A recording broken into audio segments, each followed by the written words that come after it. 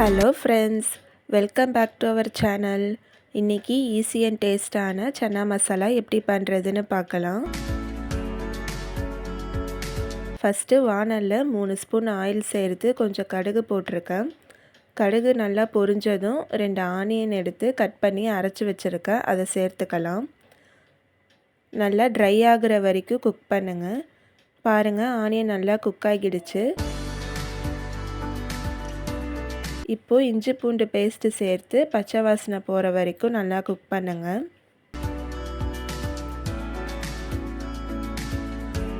அப்புறம் 2 தக்காளியை கட் பண்ணி அரைச்சி எடுத்து வச்சுருக்கேன், அதையும் சேர்த்து குக் பண்ணுங்கள்.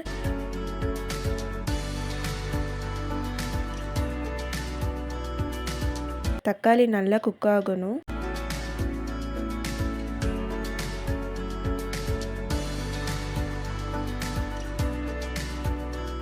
இப்போது 1.5 ஸ்பூன் மிளகாய்த்தூள், 1/2 ஸ்பூன் மஞ்சள்தூள், 1 ஸ்பூன் சிக்கன் மசாலா போட்டு 1.5 கப் தண்ணி ஊற்றி நல்லா கொதிக்க விடுங்க.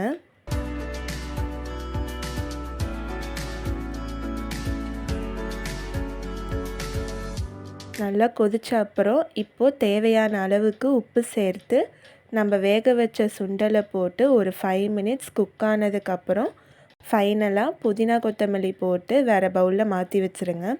இப்போது சப்பாத்தியும் பாருங்கள் ரெடி ஆகிடுச்சு.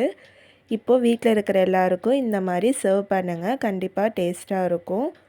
இது சட்டுன்னு 10 நிமிஷத்தில் ரெடி பண்ணிடலாம். கண்டிப்பாக ட்ரை பண்ணி பாருங்கள்.